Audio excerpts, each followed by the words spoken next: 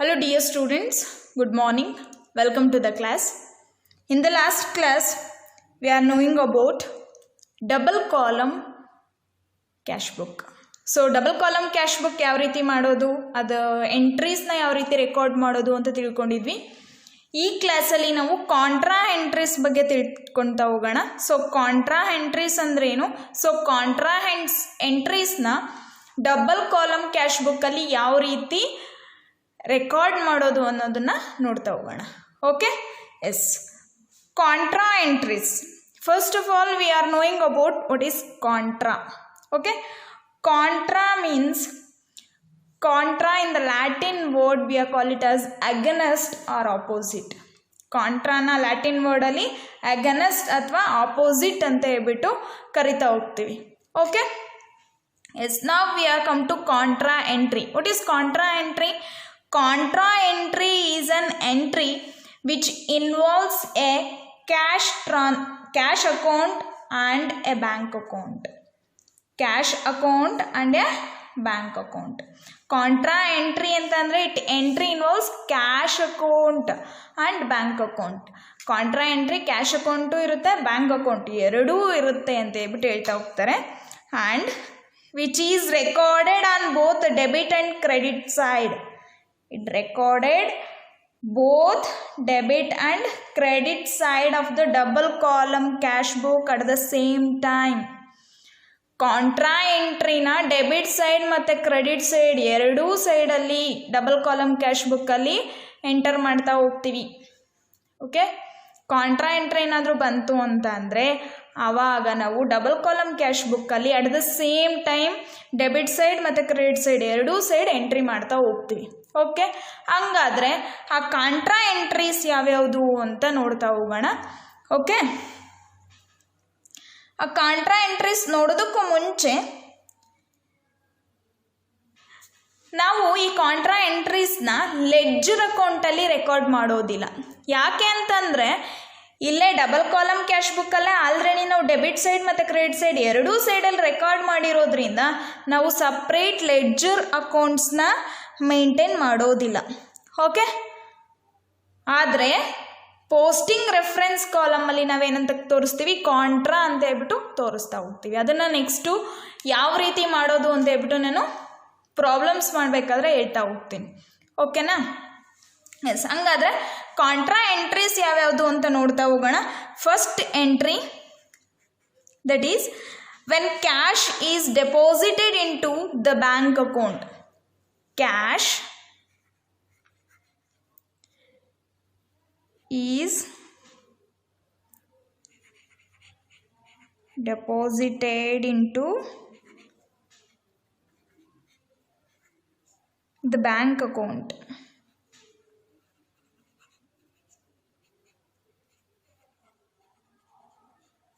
So ಕ್ಯಾಶ್ನ bank ಅಕೌಂಟಲ್ಲಿ deposit ಮಾಡ್ತಾ ಇದ್ದೀವಿ ಅಂತಂದರೆ that is contra entry. So ಇದನ್ನು ತುಂಬ ಚೆನ್ನಾಗಿ ನೆನ್ಪಿಟ್ಕೊಳ್ಳಿ. ಕ್ಯಾಶ್ನ ಬ್ಯಾಂಕ್ ಅಕೌಂಟಲ್ಲಿ ಡೆಪಾಸಿಟ್ ಮಾಡ್ತಾ ಇದ್ದೀವಿ ಅಂದರೆ that is contra entry. So ಹಾಗಾದರೆ ಕ್ಯಾಶ್ನ ಬ್ಯಾಂಕ್ ಅಕೌಂಟಲ್ಲಿ ಡೆಪಾಸಿಟ್ ಮಾಡಿದ್ರೆ ನಮಗೆ ಜರ್ನಲ್ ಎಂಟ್ರಿ ಯಾವ ಥರ ಮಾಡ್ತೀವಿ ಅಂತಂದರೆ bank account debtors to bank account debtor to cash account.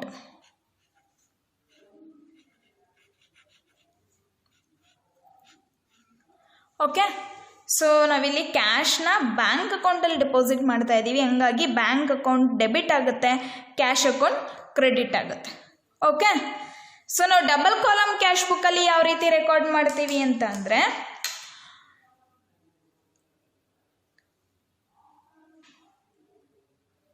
Bank column on debit side.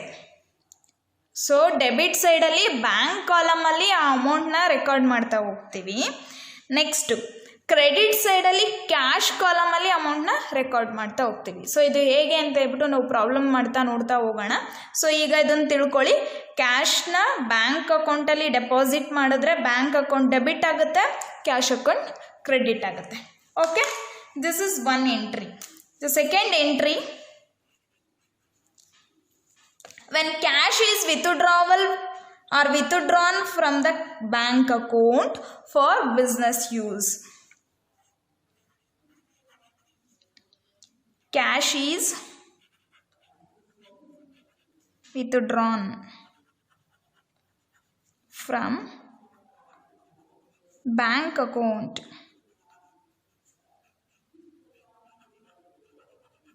for business use.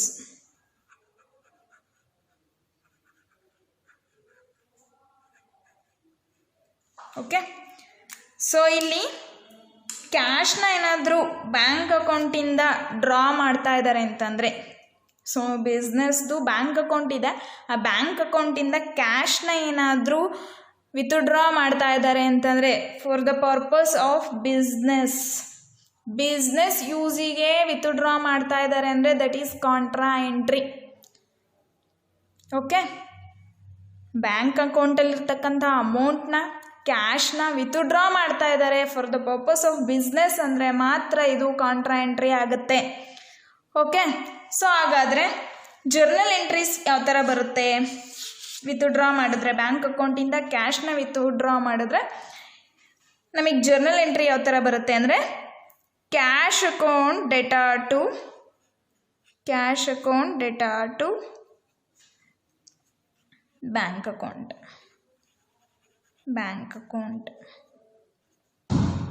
So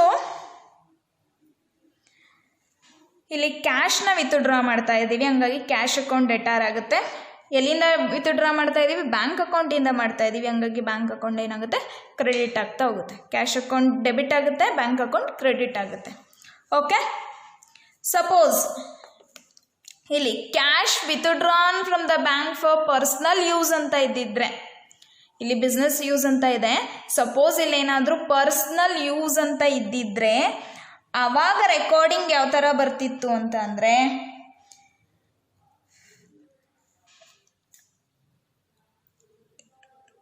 personal ಯೂಸಿಗೆ draw ಮಾಡಿದ್ರೆ ಡಬಲ್ ಕಾಲಮ್ ಕ್ಯಾಶ್ ಬುಕ್ಕಲ್ಲಿ ಕ್ರೆಡಿಟ್ ಸೈಡು ಕ್ಯಾಶ್ ಬುಕ್ಕಲ್ಲಿ ರೆಕಾರ್ಡ್ ಮಾಡ್ತಾ ಹೋಗ್ತೀವಿ.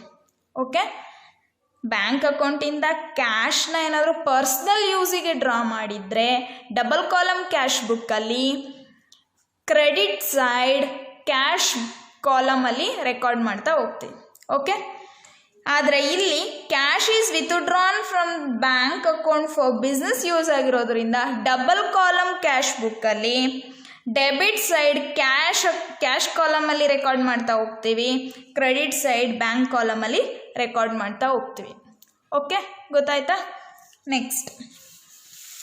Next contra entry is when a check received from a receivable or a customer on a date subsequent to its receipt is deposited into the bank account. Okay, a check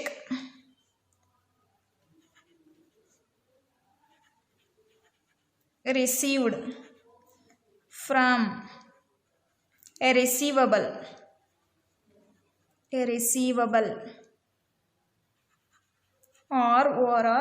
customer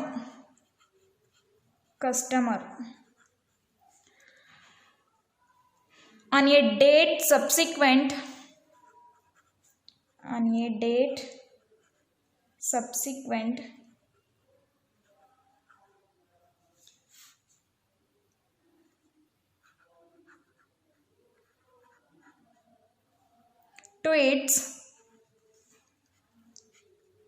receipt is deposited into bank account.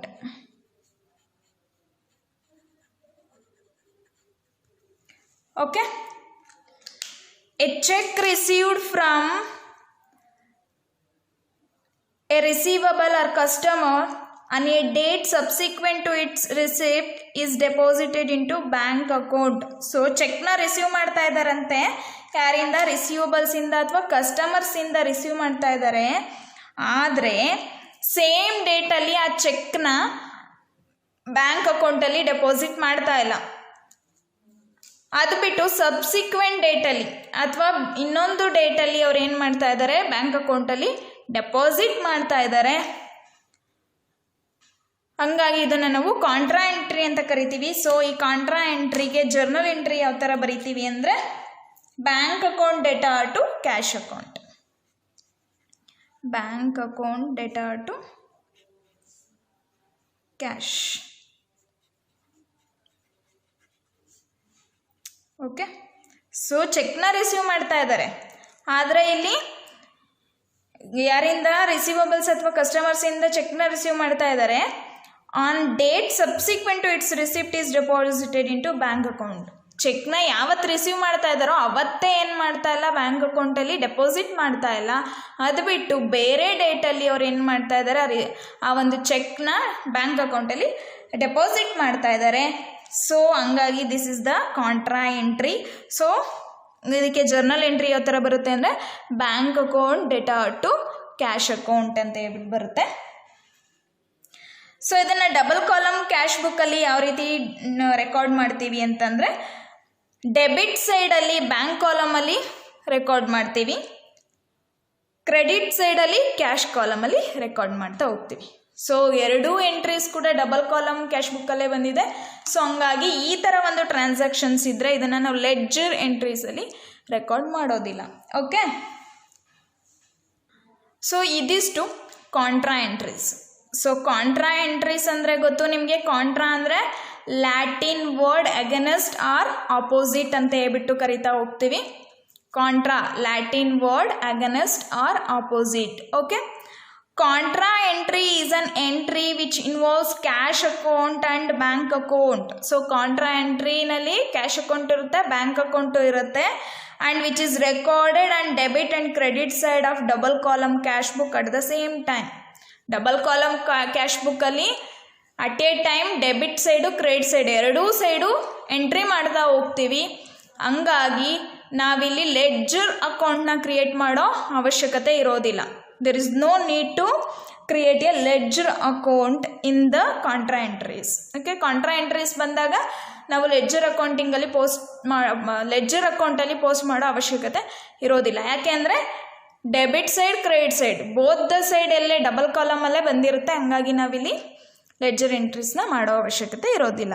So ಹಂಗಾದರೆ contra entries ಯಾವ್ಯಾವುದು ಅಂತ ನೋಡ್ತಾ ಹೋಗೋಣ. First, cash is deposited into bank account. ಕ್ಯಾಶ್ನ bank ಅಕೌಂಟಲ್ಲಿ deposit ಮಾಡ್ತಾ ಇದ್ರೆ that is contra entry. So contra entry ಹೆಂಗೆ ಬರುತ್ತೆ ಅಂದರೆ bank account data to cash account. Double column cash ಬುಕ್ಕಲ್ಲಿ ಡೆಬಿಟ್ ಸೈಡ್ ಬ್ಯಾಂಕ್ ಕಾಲಮಲ್ಲಿ ರೆಕಾರ್ಡ್ ಮಾಡ್ತೀವಿ, ಕ್ರೆಡಿಟ್ ಸೈಡ್ ಕ್ಯಾಶ್ ಕಾಲಮಲ್ಲಿ ರೆಕಾರ್ಡ್ ಮಾಡ್ತೀವಿ. ಎರಡು ಎಂಟ್ರೀಸ್ ಇಲ್ಲೇ ಬರುತ್ತೆ. Next, second contra entry, cash is withdrawn from bank account for business use. Bank ಅಕೌಂಟಿಂದ ಕ್ಯಾಶ್ನ withdraw ಮಾಡ್ತಾ ಇದ್ದಾರೆ ಬಿಸ್ನೆಸ್ ಯೂಸ್ಗೆ ಅಂದರೆ that is contra entry. So that contra entry we are recorded cash account data to bank account. Okay, double column cash ಬುಕ್ಕಲ್ಲಿ debit side cash ಕಾಲಮಲ್ಲಿ record ಮಾಡ್ತಾ ಹೋಗ್ತೀವಿ, credit ಸೈಡಲ್ಲಿ ಡೆಬಿಟ್ ಸೈಡ್ ಕ್ಯಾಶ್ ಕಾಲಮಲ್ಲಿ ರೆಕಾರ್ಡ್ ಮಾಡ್ತಾ ಹೋಗ್ತೀವಿ, ಕ್ರೆಡಿಟ್ ಸೈಡ್ ಬ್ಯಾಂಕ್ ಕಾಲಮಲ್ಲಿ record ಮಾಡ್ತಾ ಹೋಗ್ತೀವಿ. ಓಕೆ, ಸಪೋಸ್ ಇಲ್ಲಿ ಬಿಸ್ನೆಸ್ ಯೂಸ್ಗೆ ಏನಾದರೂ ಅಮೌಂಟ್ನ ವಿತ್ಡ್ರಾ ಮಾಡಿದರೆ cash is withdrawn from bank account for personal use ಅಂತ ಇದ್ದಿದ್ರೆ ಆಗ ನಾವೇನು ಮಾಡ್ತಾ ಇದ್ವಿ ಅಂತಂದರೆ ಕ್ರೆಡಿಟ್ ಸೈಡಲ್ಲಿ ಕ್ಯಾಶ್ ಕಾಲಮಲ್ಲಿ ನಾವು ಎಂಟ್ರಿ ಮಾಡ್ತಾ ಹೋಗ್ತಾ ಇದ್ವಿ. ಎಲ್ಲಿ? ಡಬಲ್ ಕಾಲಮ್ ಕ್ಯಾಶ್ ಬುಕ್ಕಲ್ಲಿ. Okay, next, third contra entry is a check received from a receivable or our customer on a date subsequent to its receipt is deposited into bank account.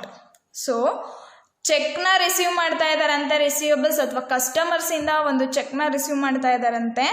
ಆದರೆ ಆ ಒಂದು ಚೆಕ್ನ bank ಅಕೌಂಟಲ್ಲಿ same ಡೇಟಲ್ಲಿ ಯಾವತ್ತು ಚೆಕ್ನ receive ಮಾಡಿರ್ತಾರೋ ಅವತ್ತೇ ಏನು ಮಾಡ್ತಾ ಇಲ್ಲ, ಬ್ಯಾಂಕ್ ಅಕೌಂಟ್ಗೆ ಡೆಪಾಸಿಟ್ ಮಾಡ್ತಾ ಇಲ್ಲ. ಅದು ಬಿಟ್ಟು ಬೇರೆ ಡೇಟಲ್ಲಿ ಅವ್ರು ಏನು ಮಾಡ್ತಾ ಇದ್ದಾರೆ, ಒಂದು ಚೆಕ್ನ ಬ್ಯಾಂಕ್ ಅಕೌಂಟಲ್ಲಿ ಡೆಪಾಸಿಟ್ ಮಾಡ್ತಾ ಇದ್ದಾರೆ. ಸೊ ಹಂಗಾಗಿ ಇದನ್ನು ನಾವು ಕಾಂಟ್ರಾ ಎಂಟ್ರಿ ಅಂತ ಕರಿತಾ ಹೋಗ್ತೀವಿ. ಸೊ ಈ ಒಂದು ಕಾಂಟ್ರಾ ಎಂಟ್ರಿಗೆ ಜರ್ನಲ್ ಎಂಟ್ರಿ ಯಾವ ಥರ ಬರುತ್ತೆ ಅಂದರೆ bank account data to cash account. ಅಂದರೆ ಡಬಲ್ ಕಾಲಮ್ ಕ್ಯಾಶ್ ಬುಕ್ಕಲ್ಲಿ ಡೆಬಿಟ್ ಸೈಡ್ ಬ್ಯಾಂಕ್ ಕಾಲಮಲ್ಲಿ ರೆಕಾರ್ಡ್ ಮಾಡ್ತಾ ಹೋಗ್ತೀವಿ, ಕ್ರೆಡಿಟ್ ಸೈಡ್ ಕ್ಯಾಶ್ ಕಾಲಮಲ್ಲಿ ರೆಕಾರ್ಡ್ ಮಾಡ್ತಾ ಹೋಗ್ತೀವಿ. Okay, this is all about contra entries. Okay, thank you.